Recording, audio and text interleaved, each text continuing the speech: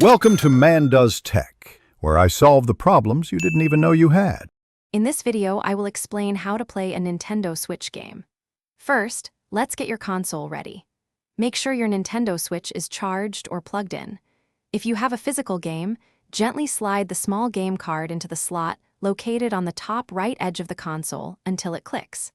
For digital games, simply navigate to the Nintendo eShop from the home screen and download your chosen title. It's a straightforward process to begin your gaming adventure. Once your game is ready, launching it is super easy. From the home menu, you'll see a grid of icons representing your games. Use your Joy-Con controllers or the Pro controller to highlight the game you want to play. Then, simply press the button to confirm your choice. The game will begin to load, and you might see some initial setup screens or a quick update before you dive into the action. You're just moments away from playing. Now, let's talk about the basic controls. The left analog stick is usually for moving your character, and the right stick often controls the camera view. The button is commonly used to confirm selections or interact, while B usually cancels or returns. X and Y buttons have diverse functions depending on the game.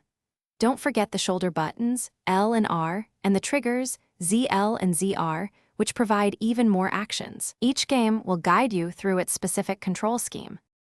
Saving your progress is crucial so you don't lose any hard-earned achievements. Most games have a save option within their in-game menus. Always use this before turning off your console. To exit a game and return to the home menu, simply press the home button.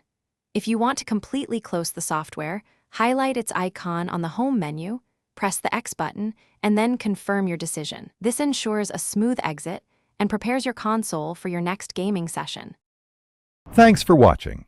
If you found this helpful, don't forget to like and subscribe.